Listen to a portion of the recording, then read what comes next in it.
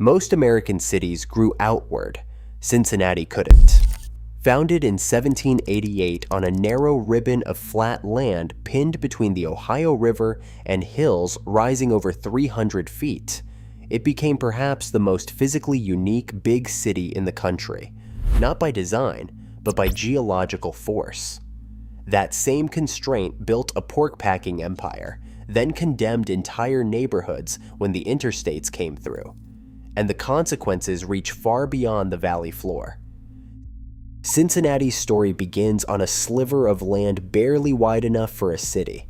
In 1788, surveyors and soldiers marked out Fort Washington on the only real patch of flat ground along the north bank of the Ohio River. Behind them, the land climbed sharply, hills of limestone and clay rising more than 300 feet within just a few city blocks. With nowhere else to go, the city pressed tight against the water, its early streets laid out in a compact grid that squeezed as much life as possible into the narrow valley floor. By the early 1800s, flatboats and steamers crowded the riverfront wharves, hauling everything from Kentucky bourbon to Pennsylvania iron. But it was pigs that truly put Cincinnati on the map.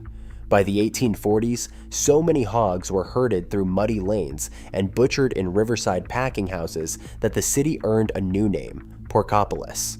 At its peak in the mid-19th century, Cincinnati processed more pork than any other city in America, and the smell of curing meat drifted for miles up the hillside neighborhoods. This industrial surge packed the city even tighter.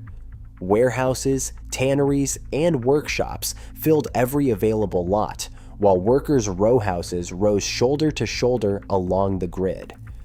Unlike other Midwestern cities, Cincinnati could not spread out.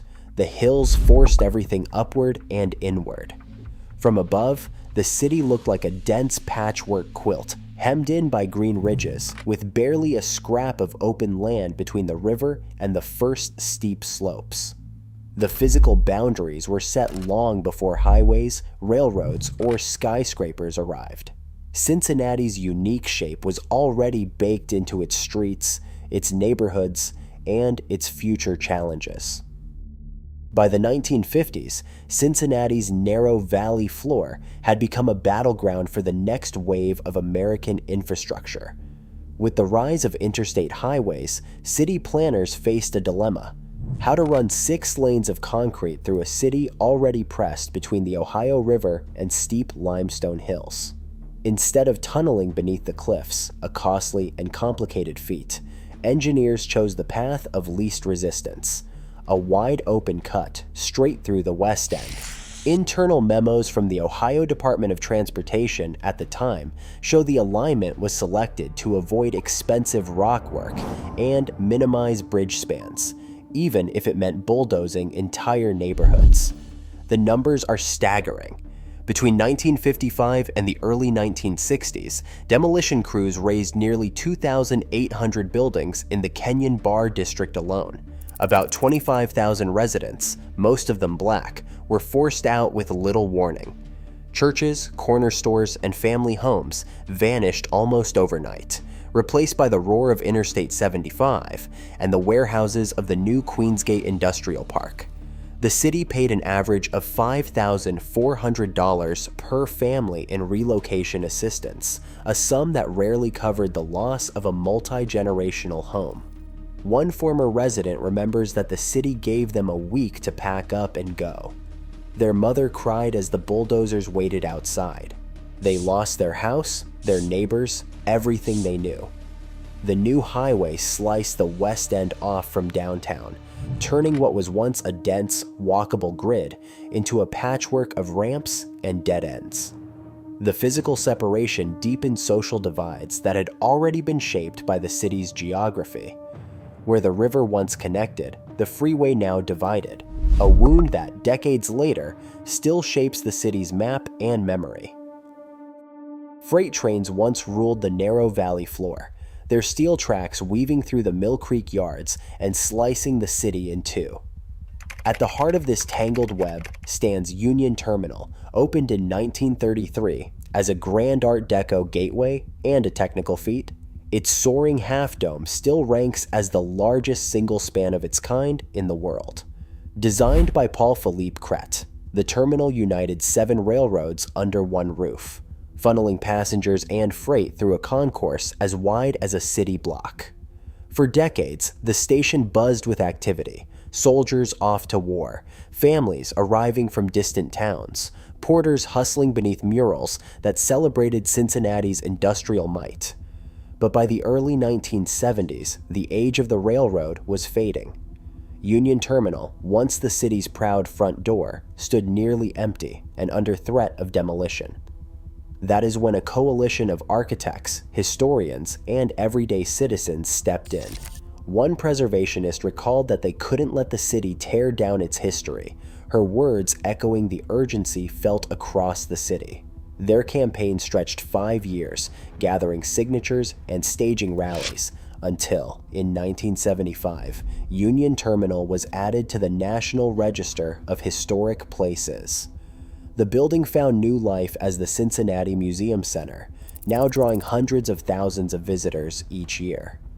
Today, the terminal's dome rises above the freight yards as both a monument to the city's railroading past and a testament to what determined citizens can save. For more than 50 years, Cincinnati's solution to its vertical geography was both practical and bold. 5 separate cable-driven inclines once hauled streetcars, carriages, and even entire horse-drawn wagons up the city's steepest hills, mechanical lifelines that stitched the crowded river basin to the neighborhoods perched high above. Mount Adams Incline, opened in 1872, carried passengers in open-air cars to the summit, where panoramic views and fresh air drew those who could afford to escape the smoky valley below. Clifton, Price Hill, and Fairview each gained their own incline, and with them, new enclaves for the city's growing middle and upper classes. The pattern was clear. As wealth and ambition climbed the slopes, so did the city's most prestigious addresses. By the turn of the 20th century, universities and hospitals followed, seeking space and cleaner air atop the ridges. The University of Cincinnati's main campus took root in Clifton, while Mount Adams became home to artists, convents, and eventually the city's iconic art museum. One university planner later wrote, "The hills gave us our neighborhoods, and the inclines gave us our city's shape." But progress had its price. By the 1940s, all 5 inclines had been dismantled, casualties of the automobile and a changing city. Their concrete abutments and tunnel portals still linger, silent reminders of a time when geography dictated not just how Cincinnatians moved, but where they lived, learned, and aspired to belong. On a map, Cincinnati's urban core looks like a single sprawling city, but the reality on the ground is far more tangled. The metro area stretches across 3 states, Ohio, Kentucky, and Indiana, each with its own set of rules, taxes, and transportation agencies. The Ohio River, which once defined the city's southern edge, is now just one line in a maze of invisible boundaries that cut through neighborhoods, shopping centers, and even people's daily routines. Every morning, about 1 in 4 commuters crosses a state line on the way to work, weaving through a patchwork of jurisdictions that rarely agree on road repairs, school funding, or even snow removal.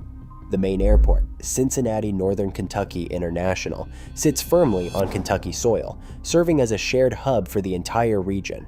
Planning anything as basic as a new bus route or bridge can mean months of negotiation between mayors, county commissioners, and state departments of transportation. An OKI Regional Council planner once said this, "We are not just planning for one city.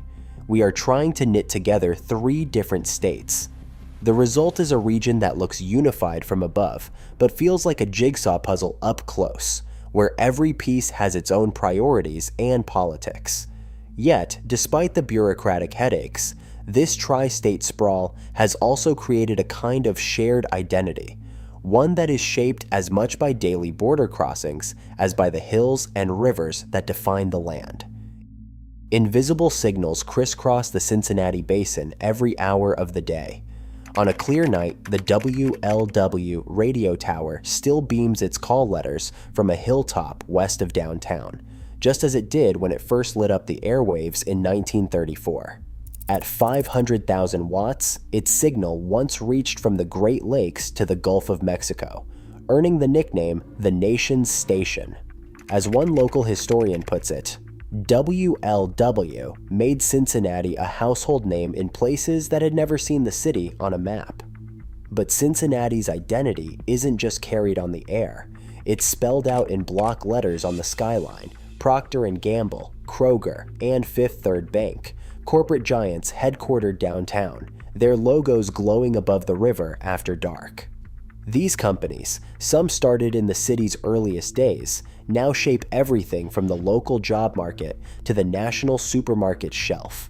Their presence is a reminder that, despite its modest size, Cincinnati punches above its weight in boardrooms and balance sheets. Not all of the city's icons are modern. The Roebling Suspension Bridge, completed in 1866, still stretches across the Ohio River, its blue towers anchoring the city's southern edge. Once the longest suspension bridge in the world, it predates the Brooklyn Bridge by nearly 2 decades and still carries cars and pedestrians between Ohio and Kentucky. On summer nights, crowds in red caps stream over the bridge toward Great American Ballpark, home of the Reds, whose history runs nearly as long as the city itself. From the radio tower's invisible reach to the bridge's stone and steel, Cincinnati's symbols are both broadcast and built, woven into the city's identity as surely as the hills that surround it. Cincinnati's hills and river still dictate where people live, how freight moves, and whether city leaders can act as one. Each new bridge, tower, or highway reshapes the balance, and it reshapes the debate. Geography never stops shaping identity here. The city's boundaries may shift, but its contradictions remain. Share your thoughts below.